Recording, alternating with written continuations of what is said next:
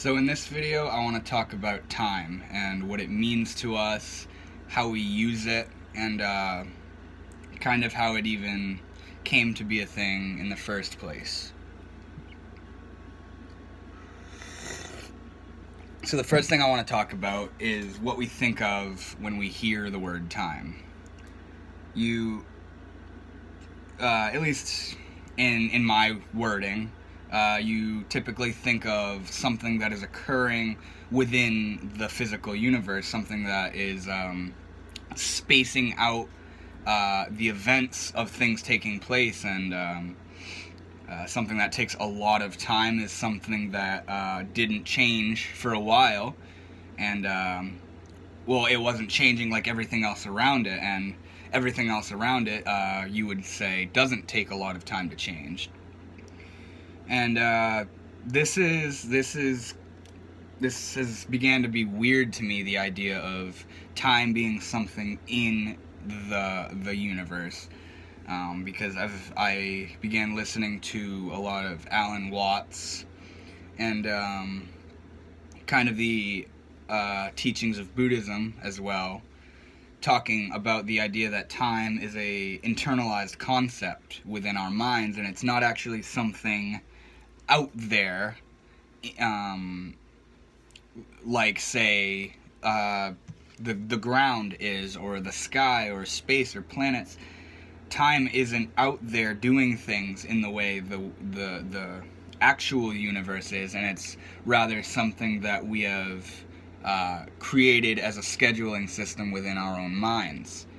And I've always kind of thought, like, time is a good tool when you want to wake up at 8 o'clock in the morning and know if it's Monday or whatever.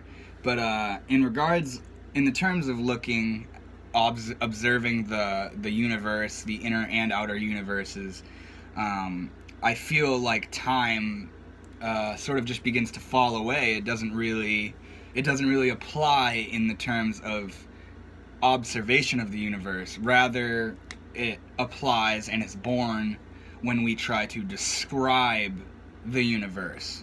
In the same way that math is a measurement of space. It measures math isn't in the universe. We tend to think math is also in the universe as well, but math only is born when we begin to try and describe what's happening to us. And we talk about spaces between things, and patterns, and dimensions of things, how, the 1D, 2D, all those things. That's all the math that we think is sort of embedded in the universe.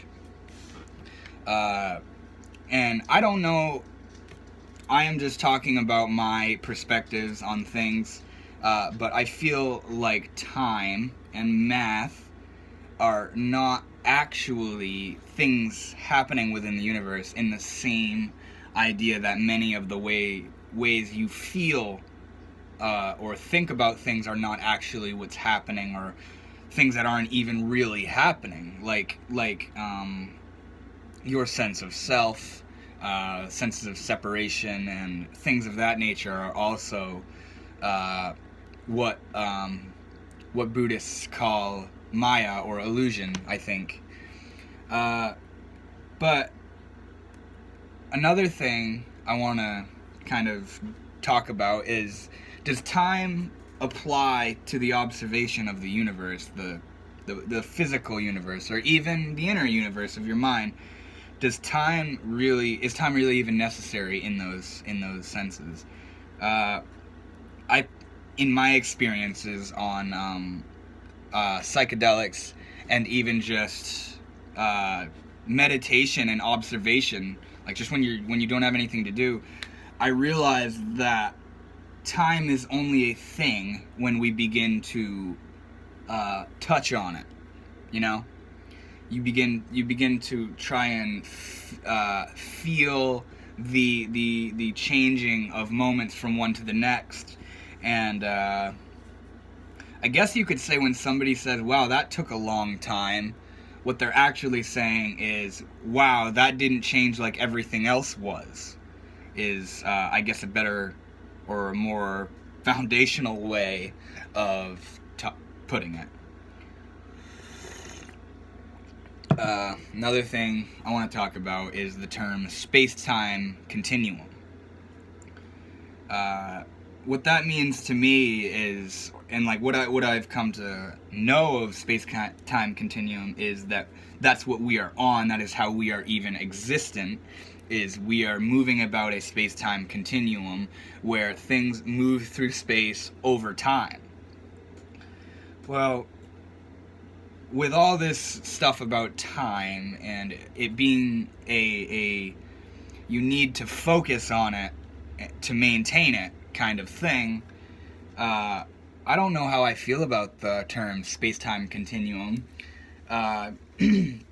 I guess you could say the term space-time continuum essentially means amount of space or amount of math continuum is another way you could put it, because space is our observation of the math going on, right?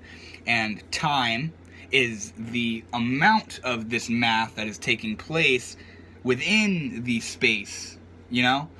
And they're saying we are in a space-time continuum. I guess you could rather say that we use a space-time continuum observation to scientifically describe the universe. It's not actually what's going on, it's how we articulate it to ourselves and others. And our problem with time is we're impatient. We are impatient beings, and we want things now. We want things to happen right now rather than later on. We don't want them to take time, you know?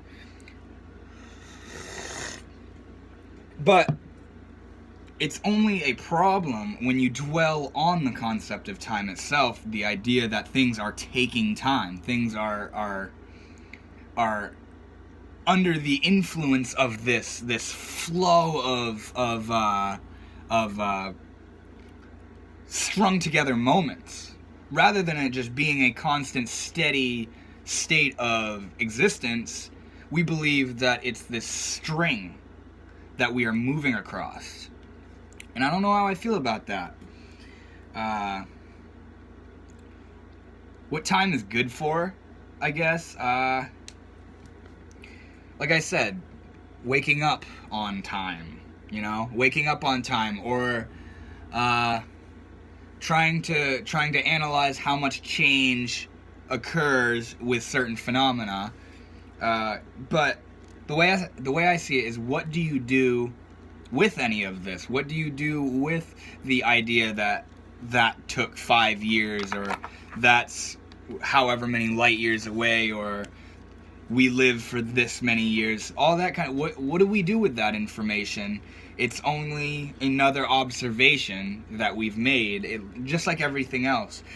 And I feel like it doesn't really hold any sort of merit to the actual the essence of the universe as it is, and is more our self-conscious, sentient way of describing it to ourselves, you know?